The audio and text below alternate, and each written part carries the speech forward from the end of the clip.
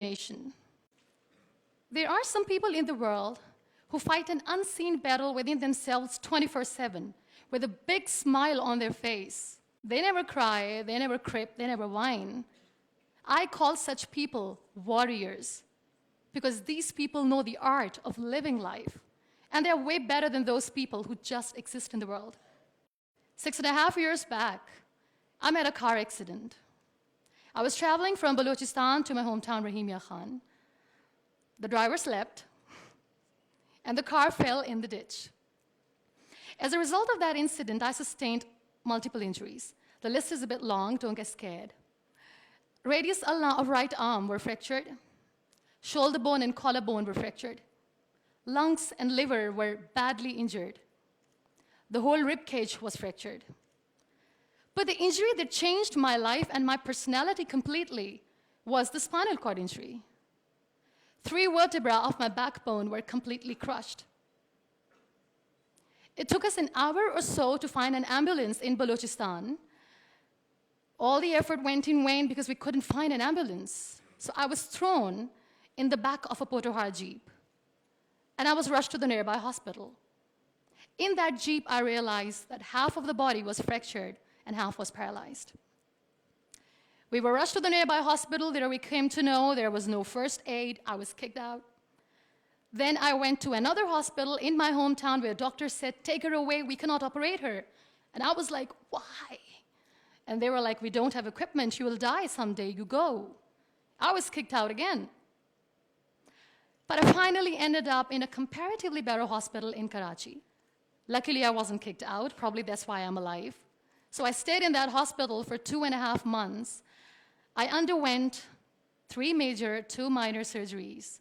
The doctors have put a lot of metal in my arm, a lot of metal in my backbone. So I feel more like an iron lady now. But those 2.5 months that I spent in the hospital were dreadful. I was in severe pain, both physically and psychologically. Many people left. Very close ones.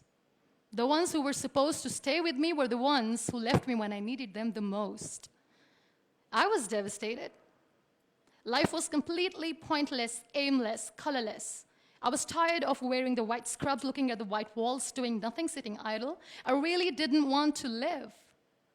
But then I realized that instead of crying for the people who were not meant to be with me, and for the legs which I have lost, I have people around me who want to see me alive.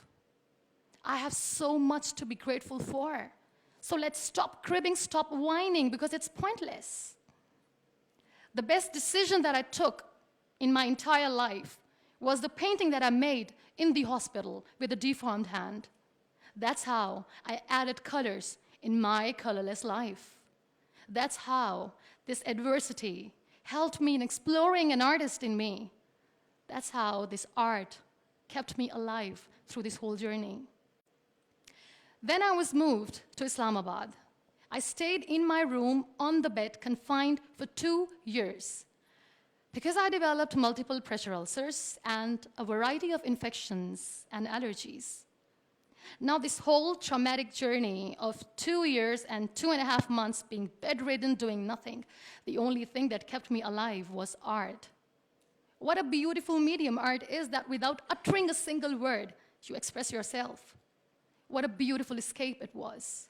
But the day I sat on the wheelchair for the first time, I was a completely different person. I still remember that I looked at myself in the mirror and I said, "You cannot wait for a miracle to come and make you walk. You cannot wait for the stem cell treatment because it's very expensive.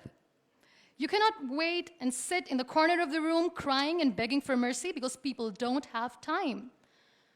So the only thing that I could do was to accept myself the way I was. The sooner, the better. That's what I did.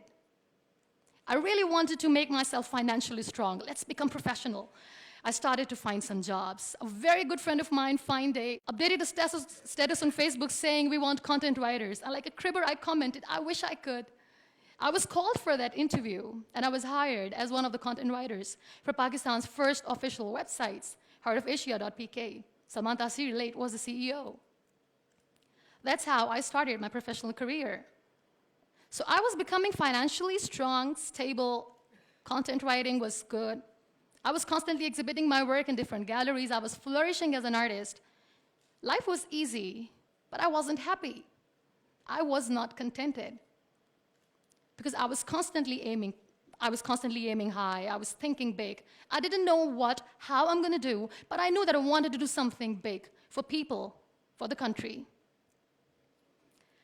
One day, I came across this polio campaign advertisement in which this little boy from a very underprivileged family is sitting on a wheelchair, and with his father sitting with him, crying and saying to the world in that campaign that give polio drops to your kids, otherwise they'll become like him.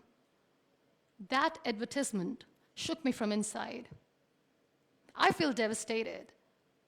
The way that boy was objectified as an emblem of grief, misery, mercy, lifelessness, nothingness. Such a wrong picture which was being portrayed in media about the persons with disabilities. That's what we are called. That was the day when I decided that I have to change the perception of the people about being on wheelchair. Because being on wheelchair, you can still face the world with a big smile on your face and you can tell the world that you're happy the way you are.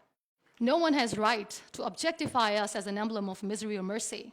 We are human beings, we breathe, we have souls, we are alive, we feel. We don't need your sympathies, we don't need your empathies. Let us live. No one has right to diss our abilities. We are capable enough to breathe and to live each and every moment of our lives. I recently did a modeling campaign for Toni & Guy, and that makes me Pakistan's first wheelchair-bound model. I'm brand ambassador of The Body Shop Pakistan, and I'm one of the very lucky Pond's Miracle women.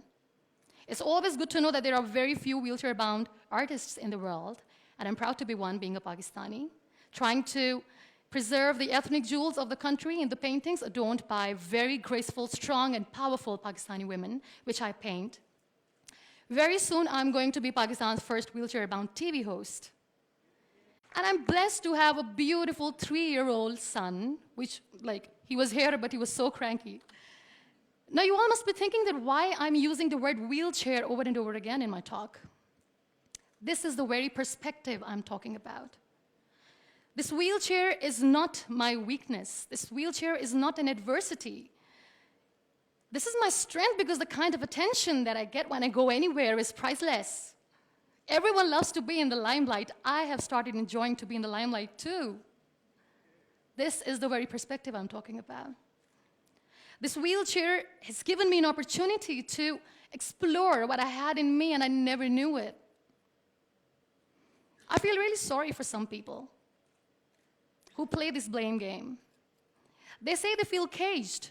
They cannot perform well, they cannot excel because system is not allowing them to do. The government, Pakistan, the whole world, society, economy is not letting them grow as a person. They're not excelling in their careers. They say they're caged. I feel sorry. I can undoubtedly say that I'm caged because when I get up in the morning, I'm unable to sit on my own. I'm unable to shift from the bed to the wheelchair, from the wheelchair to the car, from the car to the wheelchair. I need an assistant 24/7 to do little things in life. Let's make it more simple. When I feel thirsty at midnight, and when I forget, which I always do, when I forget to keep my water bottle on my nightstand, and when I don't see anyone around to help me, I stay thirsty for the whole night because I'm unable to get a glass of water for myself. I can undoubtedly say that I'm caged by my body, but my mind is free, and so is my soul, and so is my spirit. I can still dream big. I can still think big. I can still aim high. I can still aspire to inspire.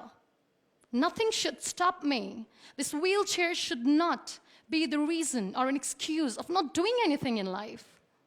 I still have big dreams. I still have big plans. And I still have to work on that. Be grateful for what you have. And trust me, you will always end up having more. And if you'll cry and if you'll crib for the little things in your life, you will never ever have enough. You want to excel? You want to grow? You want to be powerful and passionate and great professionals? Learn the art of converting your adversities into opportunities. The moment you're going to learn it, sky's the limit. So be grateful, be happy, be alive, and don't let anyone diss your abilities. Thank you.